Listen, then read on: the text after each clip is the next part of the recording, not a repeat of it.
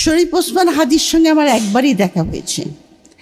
ওটাই আমার প্রথম দেখা এবং ওটাই আমার শেষ দেখা।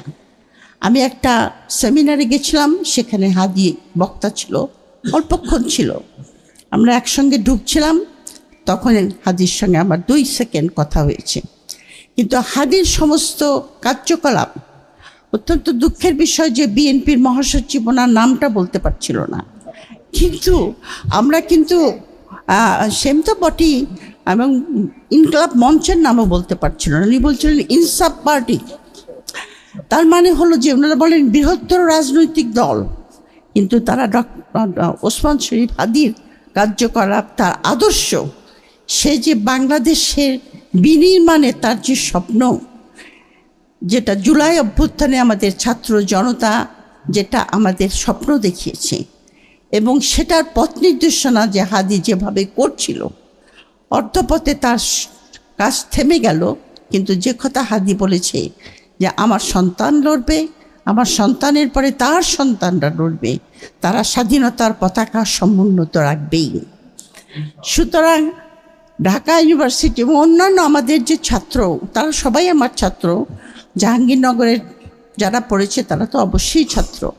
এদের প্রতি আমার অসীম স্নেহ আছে, কারণ আফটার অল আমি একজন মা, এবং ওদের মধ্যে আমি আমার সন্তানদের ছায়া দেখি।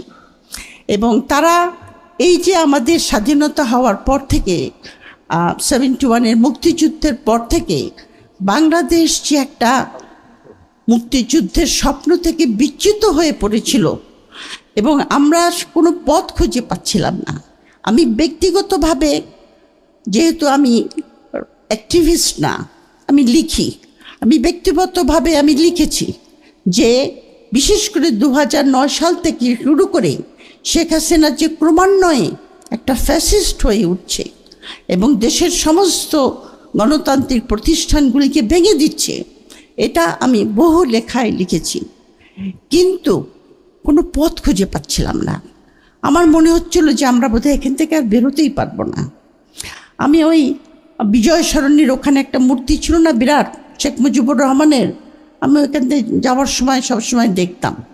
আমি অনেক সময় আমার যে গাড়ি চালক, ওকে বলতাম, আমার জাহিদ জানো, এই মূর্তিটাকে না একদিন লোকে মাটিতে নামিয়ে দিবে, আমি কিন্তু থাকবো না তখন, দেখবে তুমি মানুষে নামাবে। কারণ এত অন্যায় অবিচার ওই নামে হচ্ছিল।